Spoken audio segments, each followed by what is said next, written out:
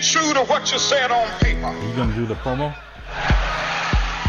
I wish that I could freely dream and be judged from within, haunted by a power that cannot see past my skin. Hello, this is Detective Larry Ellison and Dr. Willie Bradley of the MAMLEO radio and TV broadcast, heard every Saturday from 6 a.m. to 10 a.m. on WBPG-LP 102.9 FM radio, Boston Praise Radio and TV, and Boston Black News.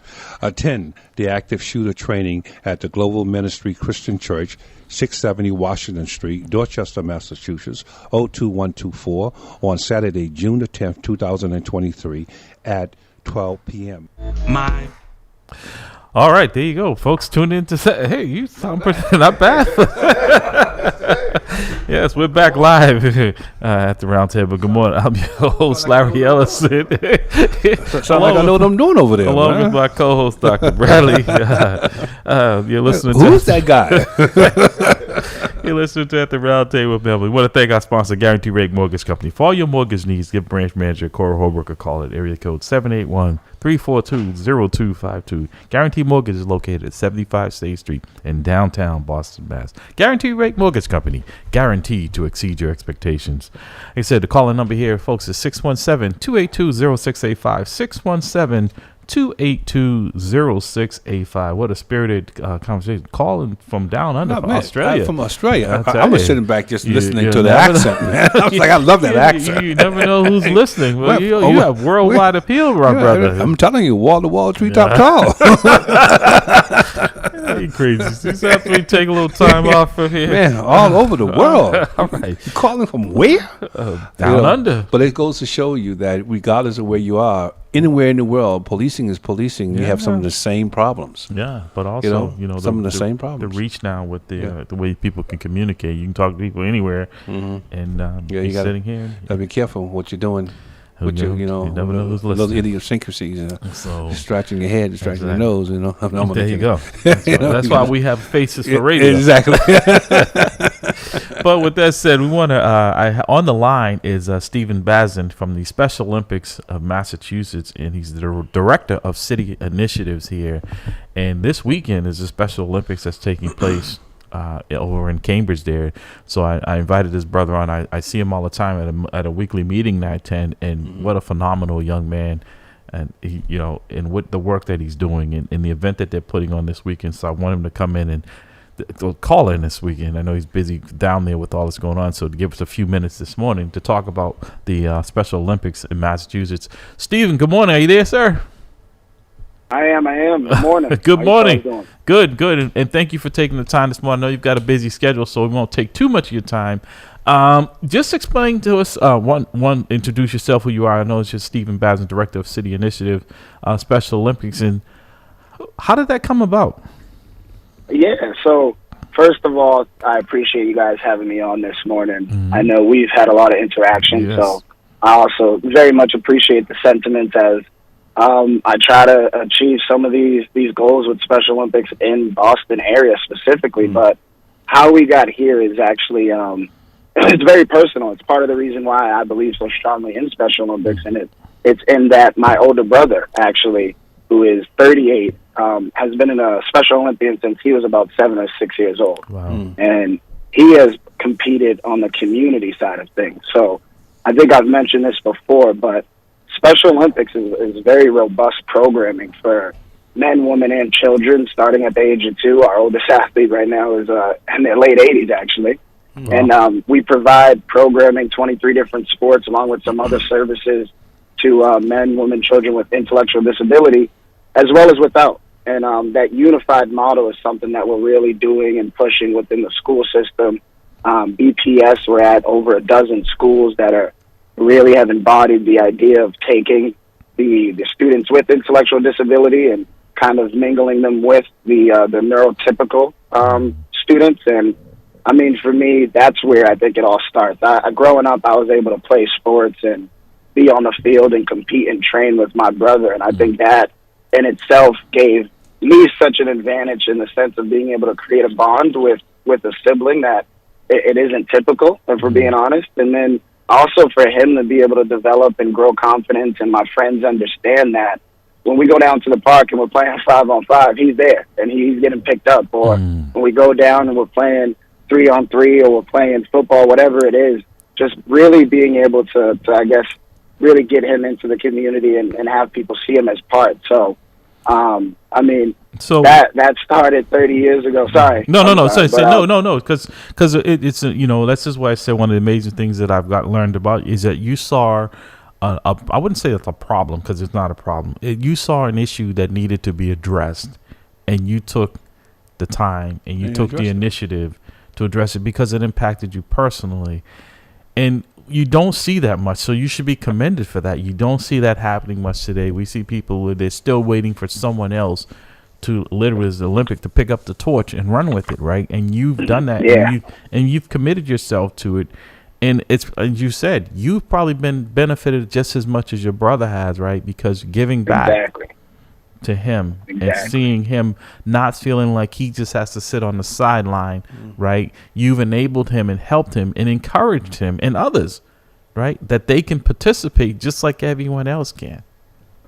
Exactly. And I mean, I think a lot of us understand this, having played sports at one point in our life, but what sports can do for like human child development is really something that I don't think is talked about enough. I mean, you learn sacrifice, you learn teamwork, you learn goal setting, you learn so many different things in the process of training for something as simple as the high jump, something as complicated as the javelin throw. But I am a big fan of using sports as a catalyst for other type of change, other type of progress within community building. I think one thing also to note is that a lot of what I'm focused on with this programming is really getting into the Black and brown communities and making it accessible in new ways. I think the traditional idea of accessible is like, let's put it in a really nice gym. But it kind of sometimes stops there, whereas sometimes it's just the local gym that needs to be used. It's the community center that they already have 3 or 4 meetings at. It's the same place that we go to pick up like our food on Tuesdays at the pantry. So I think we really try to like look at things in a new light, provide more diversity when it comes to language and other things like that, so that we can get, particularly my community, these services that are free. They're free. They're 100% inclusive. So like me, siblings can play alongside each other. And again, I do really believe that it's one of the best things for development. Right. And sometimes, like I said, even just a vacant lot. On the line with us, Stephen Bazin, Director of City Initiative for the Special Olympics of Massachusetts. Folks, the calling number here is 617-282-0685, 617-282-0685. You're listening to At the Round Table with MAMLEO. Stephen, so I know you said you've been involved for quite a while. What got you involved was with the situation with your brother, your older brother. But how long has the Special Olympics been around? So Special Olympics Massachusetts is more than 50 years old. Wow. Special Olympics started by actually Eunice Kennedy Shriver, who is a relative of the Kennedys. And I mean, she was another sibling who saw a need, saw that she could create a bond with the community she's already engaged with, but show other people that the capabilities of these men, women, and children go so beyond what I think they're typically challenged to. So 50 years ago, Massachusetts, but there's Special Olympics in just about every state. There's international Special Olympics in other countries. We have World Games. We have USA Games. So it is one of the biggest nonprofits in the world, and that's something that is really prideful to say, because it's also one of the most trusted because of the work we do. So let's talk to us a little bit about what's taking place this weekend. I know there was a huge, is that the caravan, was that yesterday, that the law enforcement caravan that took place I saw one of my coworkers with the torch. She sent back a photo. So was it a law enforcement caravan that took place yesterday with you guys? So actually, it's been an incredible week. This is the week of our State Summer Olympic Games, where we bring together over 1,400 athletes from all over the state to compete in tennis, track and field, volleyball, swimming, and powerlifting. And I mean, we work with Harvard. We're able to take over the entirety of their sports complex. So we really transform that campus into an Olympic village, and it's the full experience. So that's what's going on this weekend, Saturday and Sunday. If you want to swing by, anybody wants to swing by, check out some of the competing. I mean, it honestly is a very nice change to your week. And if you sit there, I think long enough, you'll have an understanding of how it also can change lives. But that's this weekend. This all started on Monday. So Monday was our Hall of Fame induction, which was over at the JFK Library, and actually very proud to say that my mother was inducted into the Hall of Fame this past week. Congratulations to her. Yeah, no, it's amazing. She's really the reason this all started for at least me personally. But Tuesday, Wednesday, and Thursday is what you're kind of referring to, which is we did the torch run, which is we work with different law enforcement agencies, and they raise money and bring awareness to Special Olympics through different initiatives. I mean, they do the polar plunge, the torch run.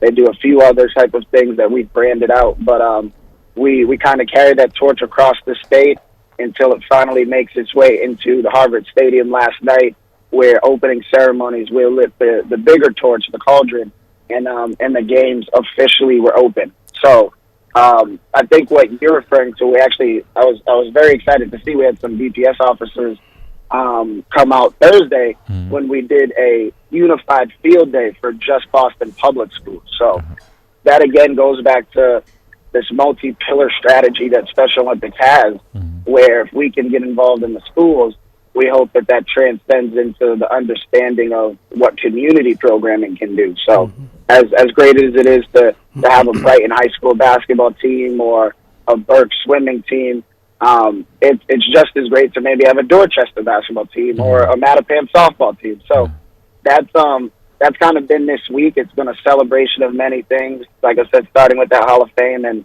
now I'm on my way over to Harvard Stadium for what will be the beginning of an incredible 2 days of competition. So, Stephen, before we let you go, how can people support and get involved with the Special Olympics? Is there a contact for them if they want to be a part of it, if they have someone that may be able to benefit a family that is in need just like yours, that just didn't know how to get involved with helping out a family member or a friend or someone that they know?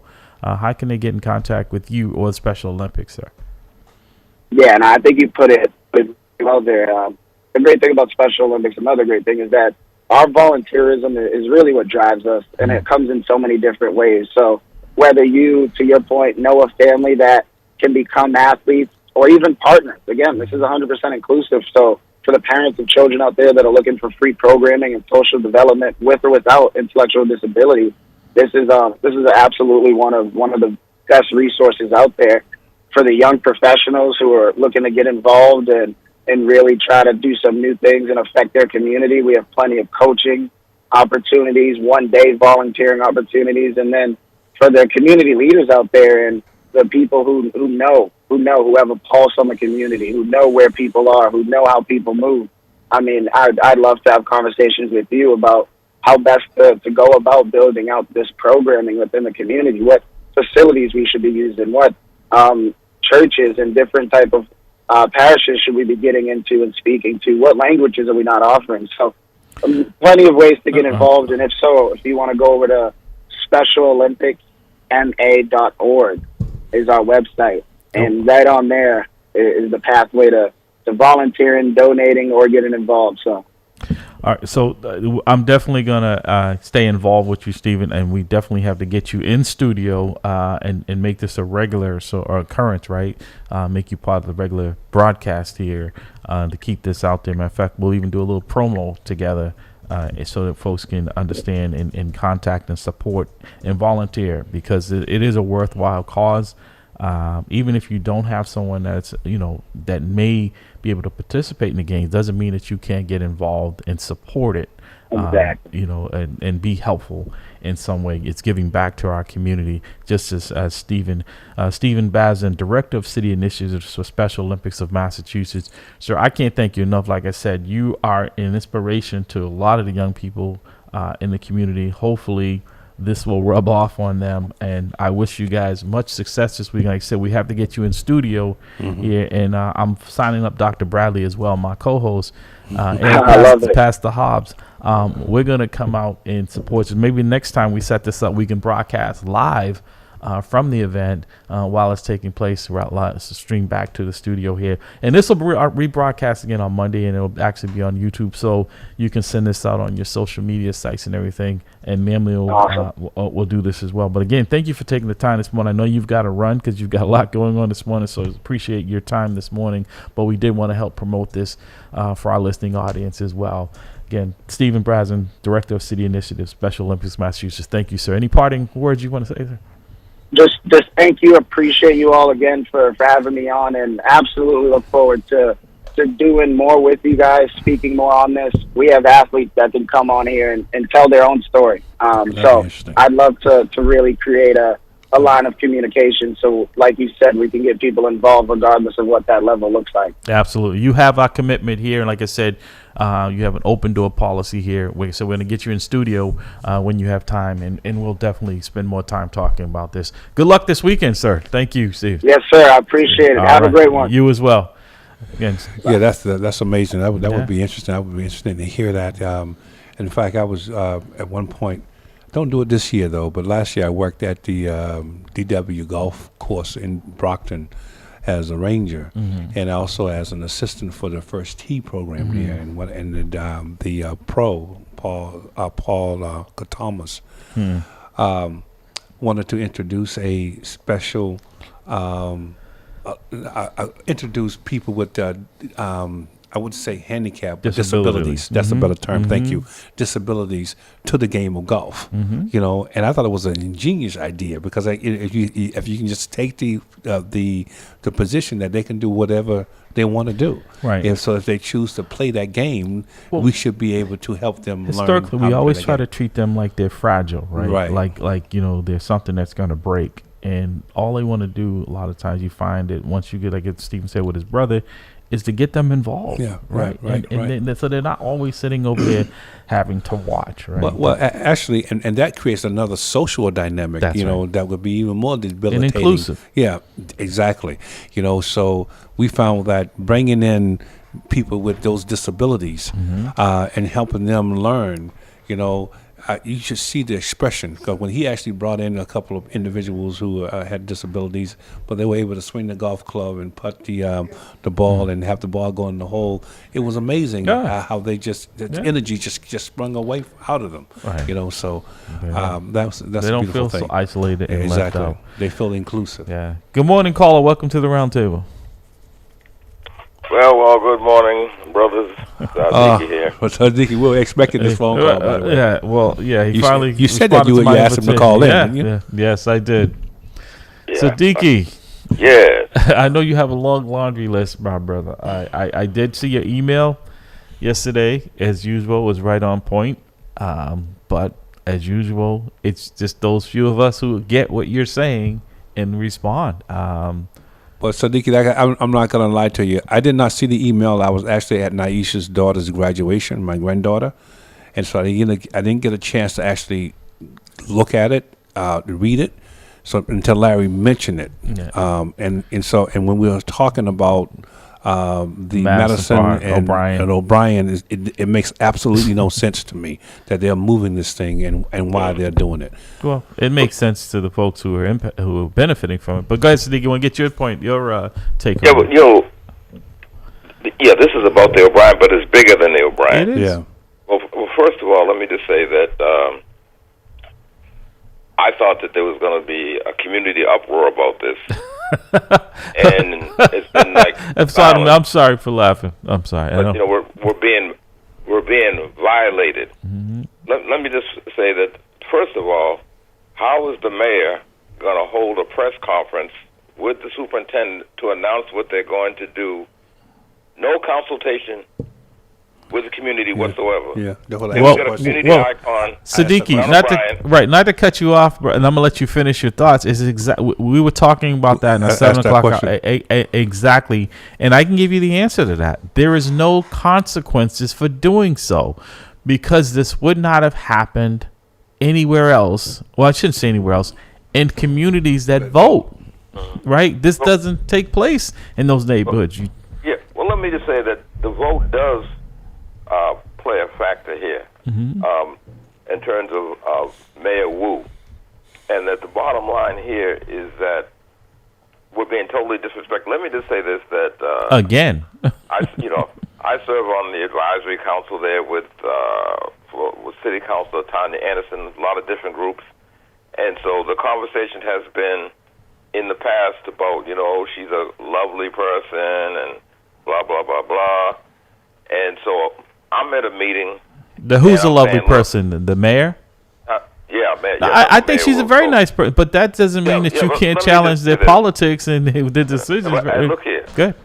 I made a statement at the meeting. Mm-hmm. I said, look, I don't know about her personally, I said, but don't underestimate that Asian woman because she got ice water in her veins. Mm-hmm. And so right away, someone said, well, Brother Siddiqui, please don't use that type of language. And I said, wait a minute, she is an Asian woman, isn't she? I don't see how that's offensive. Mm-hmm. But anyhow, what I was saying essentially was that don't overrate the mayor because of the fact that it's quite obvious that she's controlling and has an agenda. Mm-hmm. So what has transpired now is that the folks who are upset with me now, they can't look me in the eye because that's this redistricting map situation.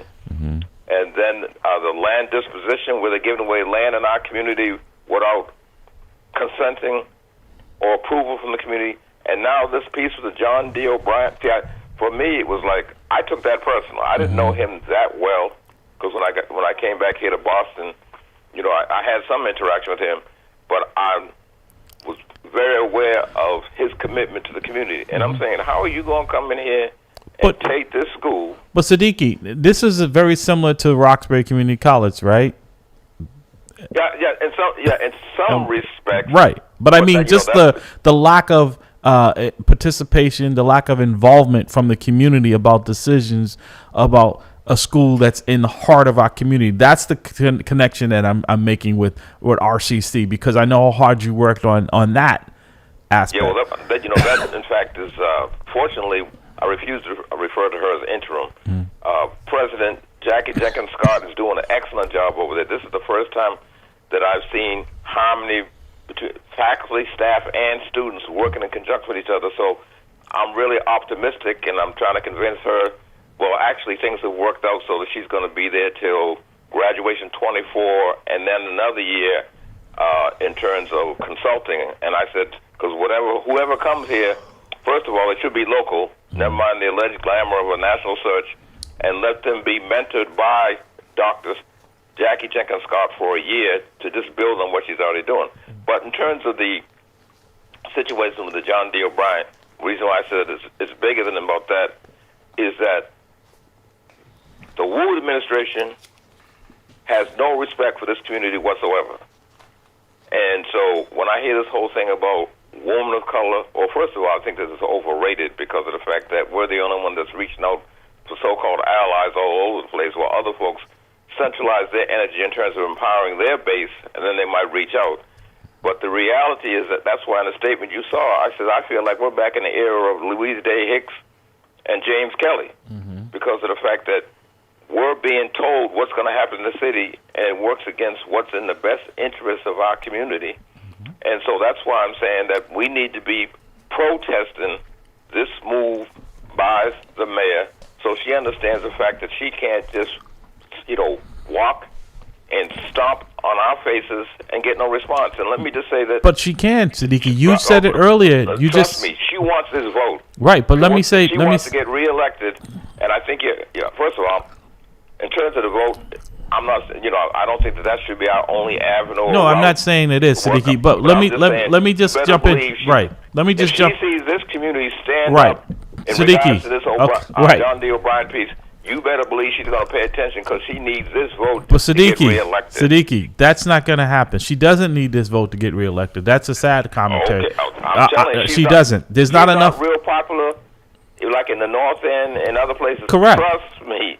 She needs this vote. But we're going to see now, because if the community stands up, you better believe that her and her administration, in fact, are going to start looking at us from a different perspective. So, Siddiqui, let me just jump in here, brother. There's been a lot of promises made and very few kept, right? Mass and Cass comes to mind. The school system, how's that improved? The things that really impact us, housing. I see more folks moving out of our community, right, that look like us, that are moving in that don't look like us. And I'm not saying that, I don't have a problem with people moving in, but I mean, I see what's going on, and I don't see accountability. This is an election year for the city council.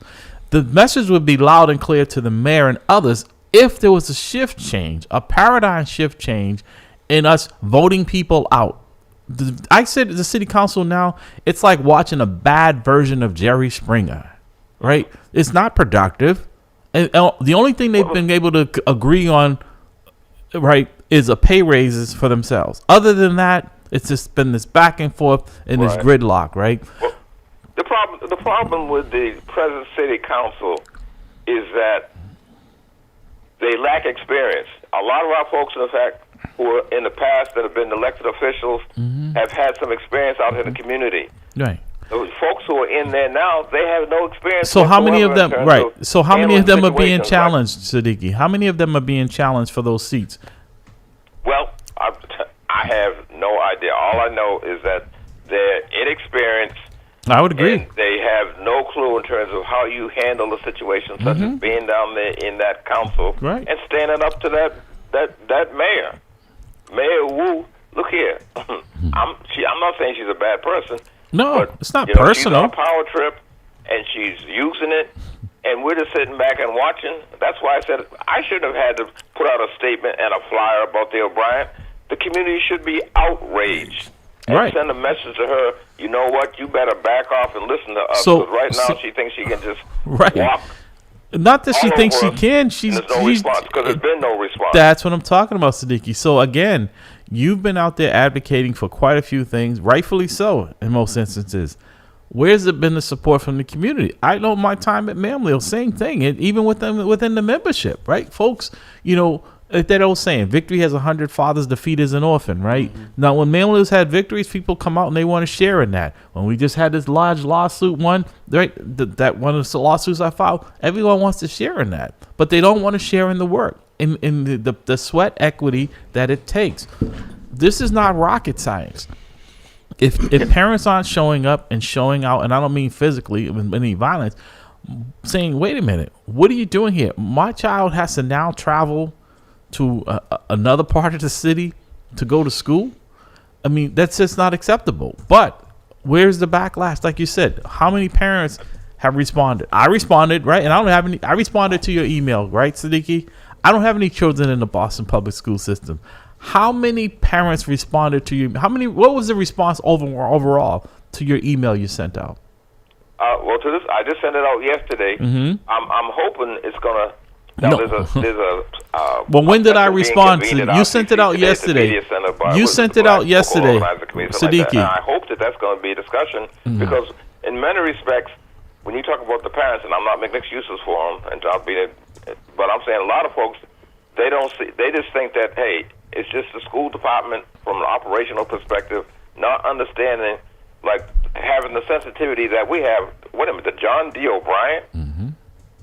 You're talking about moving that to West Roxbury, and we know who they want to benefit. They want to expand the service and make us STEM and about sciences. And so the bottom line is that don't be talking about what we can offer more students.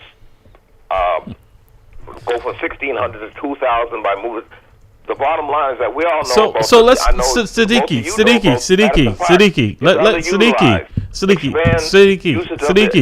the Madison Park and keep the John D. O'Brien right there. Don't be taking Siddiqui, let me just jump in here because we're gonna have a conversation here. Now, I asked Dr. Bradley this question earlier. I said, Dr. Bradley, if you had 30 students in your class and none of them were getting anything out of it, all of them were failing, would they give you more students? He said no, and absolutely not. So if Madison Park is a level 4 underperforming and you're going to add more kids into a situation that's not even working, how is that a recipe for success? And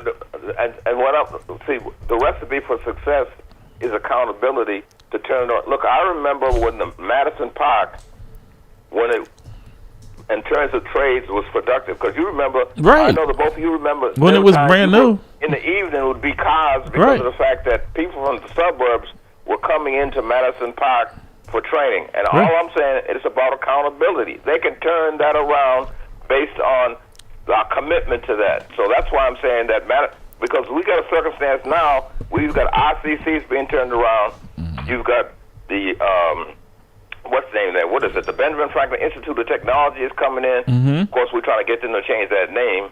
You've got Madison Park, and you've got the O'Brien, and they're communicating with each other in terms of what's in the best interest of our youngsters in that area. Mm-hmm. So what I'm saying is that there's deficiencies at the Madison Park. So Siddiqui, but it's going right. So let me ask you. You've talked about Siddiqui. You've talked about right. You're talking about institutions that are communicating. Where is the parental involvement? Where is the parental investment? Mm-hmm. Because I haven't heard you mention the parents or the community. Exactly. No, I said I'm not making excuses for them. I'm just saying. I'm not saying you are. No. Hear me out here. Hear me out. I'm not saying you are, but I'm saying until that portion of the population engages and really engages and stays engaged, nothing's going to change, Siddiqui. Well, for me, I understand when you talk about gentrification and see, I've been doing brother doctor there for years. Of course, I was a baby when I met him. I've always but, well, I must have been an infant, man.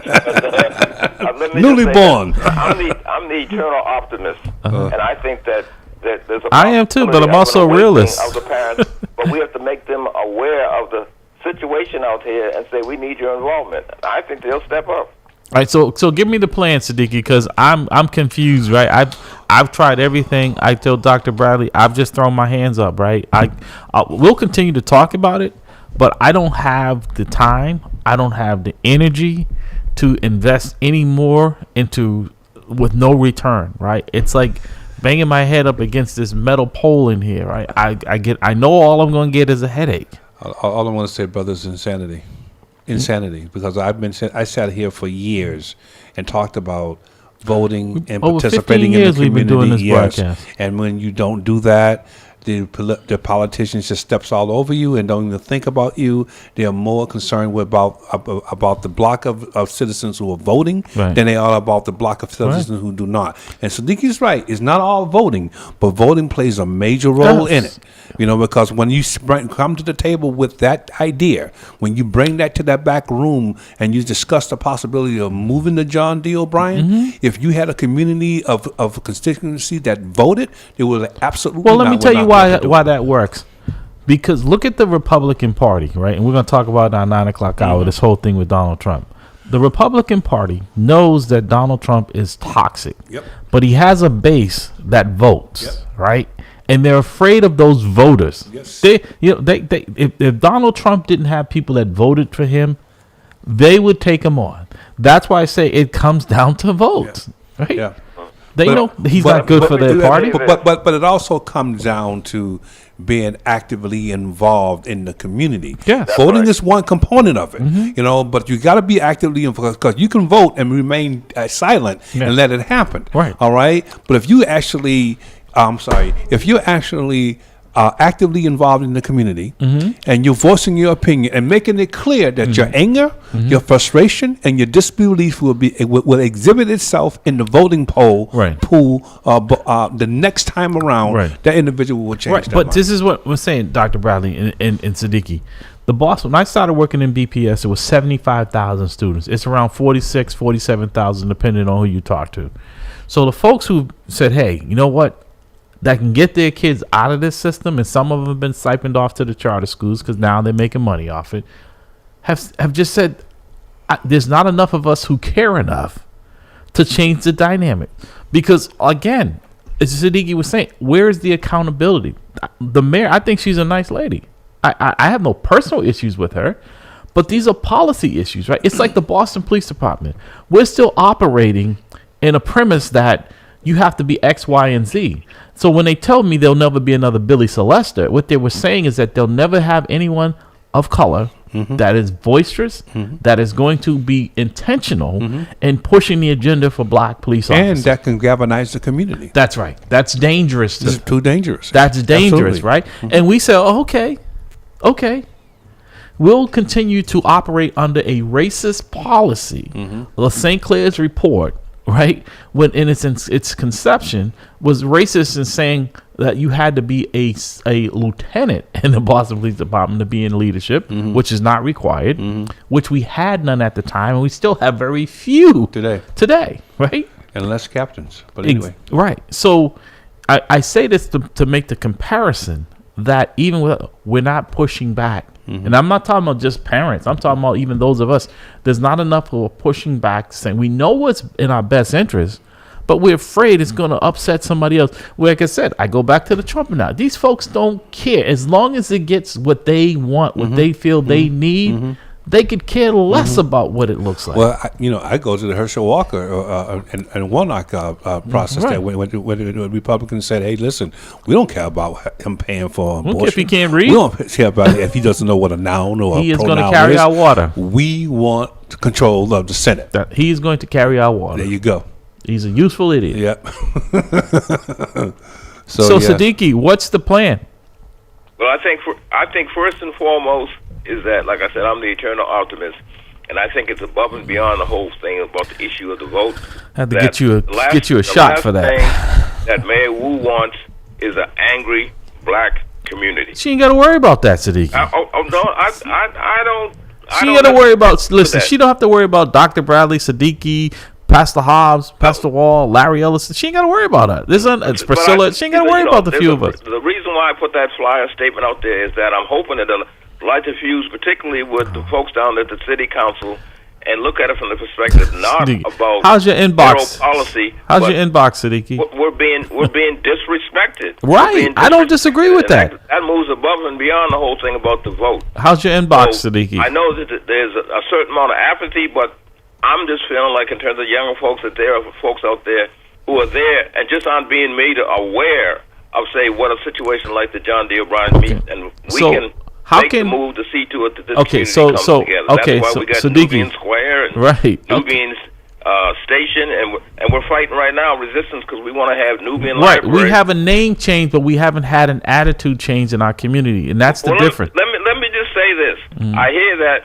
See, for me, it's not about. No. Let me finish. Because you don't misinterpret. I'm saying we've had a name change. I'm not saying that's a bad thing. I'm saying what we haven't had is an attitude change in our community with us. That's not a bad. I'm not saying. Let me just say that from a psychological perspective, I think folks just think that it's just a name change, but. That's not what I said. That's not what I said. I didn't say I think it's just a name change. What I said is Washington Park. We led the effort to have it changed to Malcolm X Park. There were folks who said, you know what, it'll always be Washington Park to me. But we said, well, fine. We're just looking for younger people to embrace it because that's all they'll know. Now, I don't know if you noticed. Well, first of all, what's coming down there in Nubian Square? That's why we got to be. We continued our work. It looks like Mass and Cass. Square Coalition. It looks like Mass and Cass, right? But 5 years, you won't recognize Nubian Square, what's coming. But I think the most important thing is you don't hear people going around talking about, there are always a couple of people, but saying it's always going to be Dudley Square to me. Black folk are going around now talking about Nubian Square with a glow and calling themselves Nubians. So I'm saying, particularly our young people. I tell people about a large group of youngsters about a year ago I was talking to, and one went to the John D. O'Brien, and he says, Brother Siddiqui, because folks think our young people don't pay attention. He said, you don't know how good it makes me feel. When I come out of school, I come out here to Malcolm X Boulevard, I go down to Nubian Square, and if I'm going right home, I get on the bus at Nubian Station, and I hope to be doing my homework at Nubian Library. The reason why we're getting some resistance now is because the forces of white supremacy said, wait a minute, there's too much Nubian going on here, and it's raising the consciousness of these young people who are going to be thinking differently about how they approach themselves and moving forward. So that's why I'm saying I'm the eternal optimist in terms of what we need to do to wake our folks up and to make them understand the fact that there are certain issues out here that we got to address to move forward. Dr. Bradley, help me out here, because I want to be as optimistic as Siddiqui is, but I'm also being realistic, and I'm not being flippant here. I see it every day, and I'm glad you found that one young person that is that optimistic. But I'm saying and let me just say that there were people who said, when we talk, I won't put out names, when we said we were going to change the name of the square, they said it will never happen. And the community came together. We couldn't have done it without the community with that vote in terms of overwhelmingly voting in favor of changing the name to Nubian Square. So that's why I'm saying in terms of the optimism, we think that our folks just don't care and don't pay attention. We overwhelmingly won that vote, and we got to keep moving from the perspective about we got to keep working at, let me just say this, that we were against open up what I refer to as a drug den down there in Nubian Square, talking about a marijuana shop. And what stopped that shop, and we got to keep an eye on these folks, at 195 Dudley, was that the community came together and said, no, we don't want that here. So, like I said before, it might seem like a small thing, all right, but it's come together and mobilize people. Stand by for a second. We got some comments, and we got another call. Can you hold on? Yeah, I can do that. Okay. All right. Go ahead. Go with the comment, Pastor. So the comment is from Brother Eric Kennedy, and it says it's with regard to Madison Park. It says there are 36 vocational schools in Mass. Madison Park ranks 37. 37. Okay. And I don't see that improvement. Good morning, caller. Welcome to the roundtable. Peace. Good morning. This is Jamal. How you doing? Good morning. I hope you have some solutions, some answers, because my head is spinning here. Good morning. Well, one is, kind of what you've been pointing to. And, I understand that Siddiqui and folks like that who worked on these efforts, they feel proud and they feel, a sense of accomplishment. We got this done, and that's great and wonderful. But to your point, I don't believe that there is a larger significance of the name change because, I've heard that story that he tells, a bunch of times. The kid, I call him Malcolm X Boulevard, I go to Nubian Square, and I want to go to Nubian Library. Wonderful. The reality is, though, and he talked about, stopping the drug den, marijuana down Dudley. It's an open drug den. Down Dudley. A marijuana shop would have been an improvement. Hopefully that would have improved security and other things like that, because right now what we have, as you know, it's an open heroin market, and so now when we talk menthol about cigarettes, and I went to a store one time down there. My buddy wasn't open, and I was like, actually, it was the Bowling Building. And I was like, "Can I use your bathroom?" And unfortunately, like it was closed or whatever at the time. And dude was like, "It's closed." I was like, "Oh, don't worry about it. I'll just go outside like everybody else does." Wow.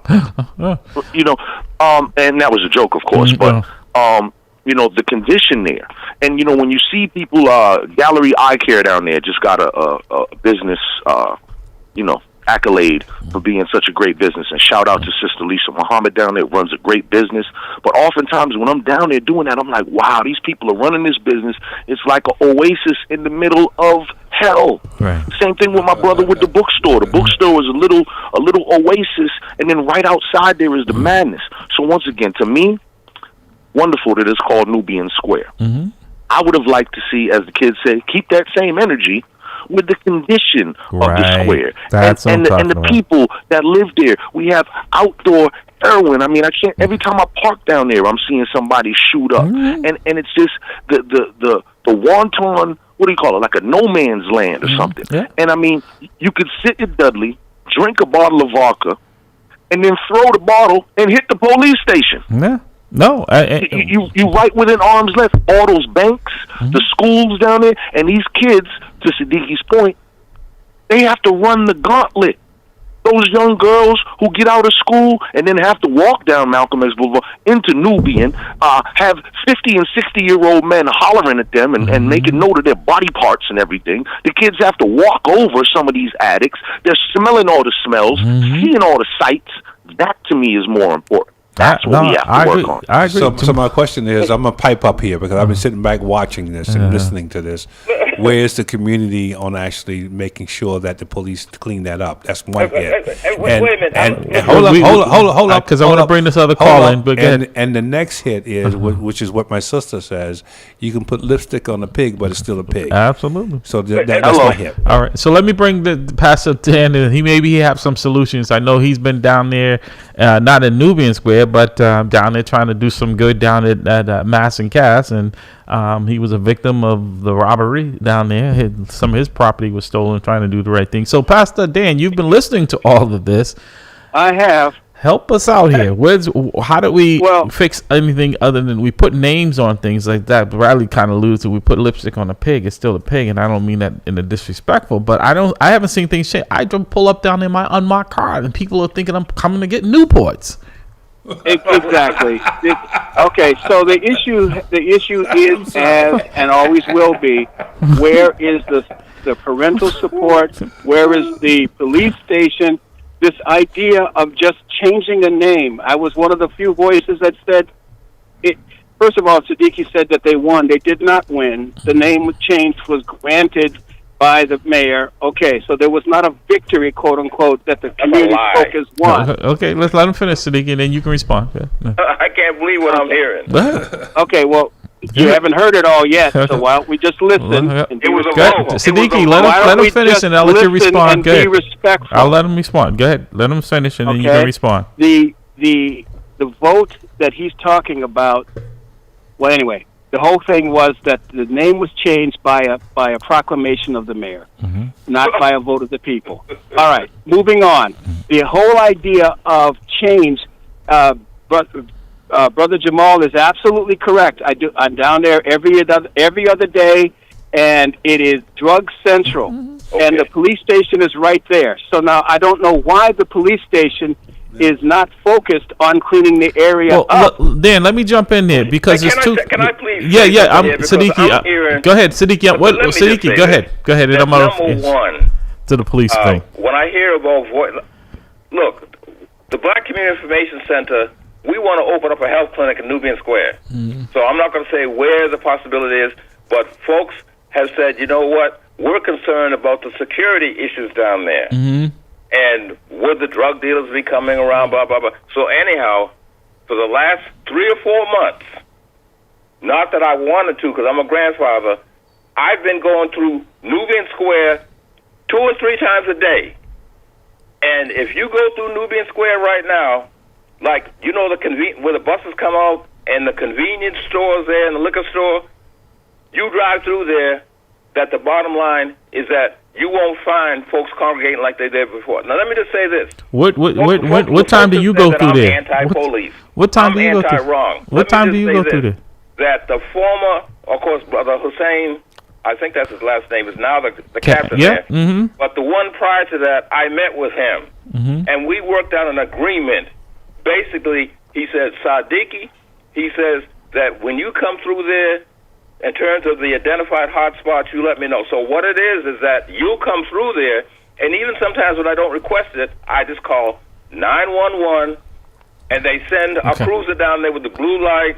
And look, I know some brothers there who are saying that there's a different mindset there now, they said, because they don't feel comfortable because of the fact that every time you look, the police are there, and it's not by accident. Siddiqui, okay, I have to, Siddiqui, okay. No, go ahead. That's not true. It's not true. Siddiqui, wait, okay, right. Siddiqui, let me jump in. Okay, Siddiqui, let me just jump in, because what you're saying is not true. It is not true, because I myself, as a Siddiqui, you've made your, and the folks who Siddiqui, to about locating the clinic, they're saying, Siddiqui, we're seeing a significant okay, and we want to talk all right, about so locating that clinic. All right, okay, Siddiqui. So now let me, Siddiqui. This is a talk show, so we're going to talk, right? No, so, okay, Siddiqui. I don't say that you might. I don't know what time you go through there. Down there at Nubian Square. Okay. I haven't seen you at all. Okay, I'm down there because maybe just like the guys that come and approach me with the Newports, because I'm not in a marked cruiser, right? It's been cleaned up. Siddiqui, I go down there on a regular basis. I'm in BPS building on a regular basis up in transportation. I sit there and look out the window. It's like watching cable TV. I see that police car with the lights on, and I see what goes on even in front of it, because that officer's not engaging. And why they're not? Because they say, hey, these low-level quality of life crimes, we're not addressing them because the public says, hey, and people saying, hey, they have a right to go out there. Down in Mass and Cass, they're shooting up. So it's no different. And people, Siddiqui, let me finish. Let me finish. Because I hear people complaining that now Nubian Square now looks and operates just like Mass and Cass. Oh, please. So I'm not going to sit here and pretend it's not taking place. I can't believe what I'm seeing. Like I said, Larry, have you noticed a reduction in terms of folks who are hanging out down there? No. Have you noticed it? No. I talked to them brothers, and they say, you know what, Siddiqui, we got a problem here because of the fact we don't know where to go. Well, Siddiqui, listen, somebody's lying to you. I can't believe what I'm hearing. You know what I'm going to do, Siddiqui? Let me just say this. And I'll let you interject. Siddiqui, let me know what day you're available next week, and I'm going to put you in my car, and we're going to pull up down. I'm in the street, bro. No. We're going to pull up down there. You're going to see what I see from my lens when we pull up there, and if you don't smoke, you'll be able to get you some Newports. Okay. All right. So I was at a meeting with the businesses in the area, and they were talking about there's room for improvement, but they did see improvement in the area. Mm-hmm. I don't understand. And I'm just a grandfather who just comes through there to observe the situation, trying to contribute to improving the quality of life in that area, to the extent that the folks now are saying, you know what, it has improved.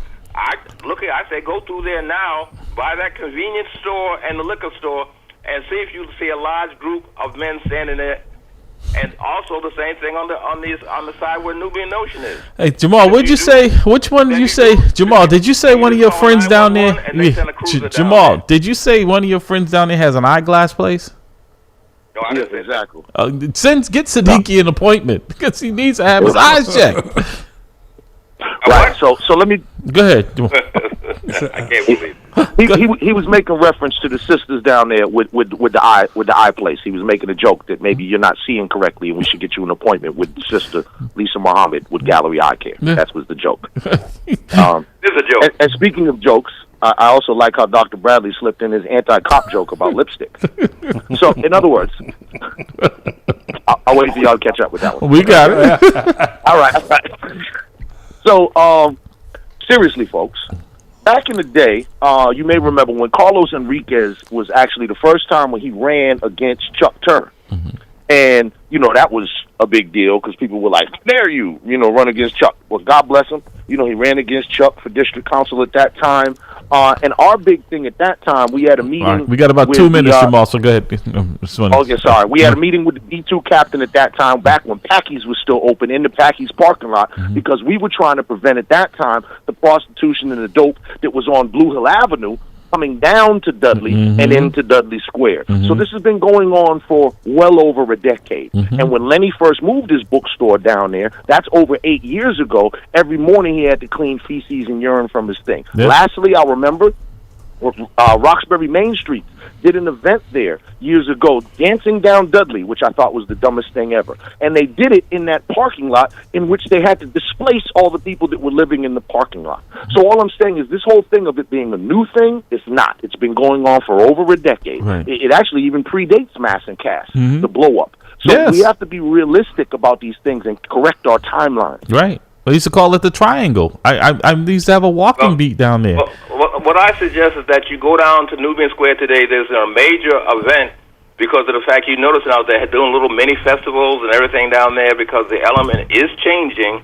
There's a major event that's going to be held there right in the square today. You should go down there and enjoy it. Families are going to be there and the whole deal. Take my family Let me just say that I would like to think that when folks make comments that they do it with objectivity. And I do, but I also do it with reality, Siddiqui. I do it with reality. Good. I do it with reality. I'm just saying the reality is that I'm not saying things are anywhere near perfect at Nubian Square, but there is an improvement. Talk to the black business people the businesses down there. I was in a meeting with them, at the Dudley Cafe, and they were talking about it's not where it needs to be, but they have seen an improvement. All right. And I said we gotta observe that and build on that. Okay. And like I said, I commend B2 in terms of the way they've been cooperating. The former Captain Cogniman, who just got transferred out there, was doing a fantastic job. His presence down there.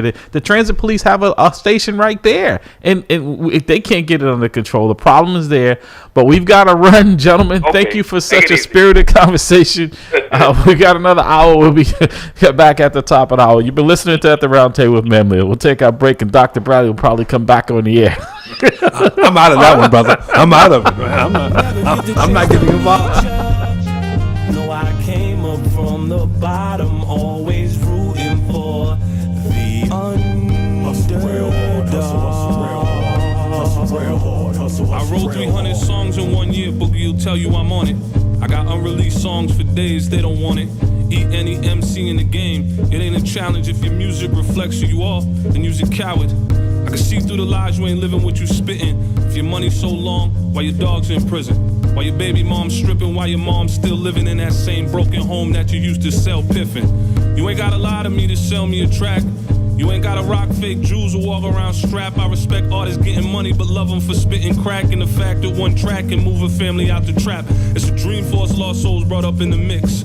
I'm motivated by the artists coming out in my midst, and the artists that paved the way when I didn't exist. Music's a skyscraper, I'm just trying to add a couple bricks. This is for the dreamers. They say I am a dreamer, cause I still believe that anything is possible as long as you work hard. Hustle real hard, hustle real hard, hustle real hard, hustle so if I never see ya, never get the chance to meet ya, no, I came up from the bottom, always rooting for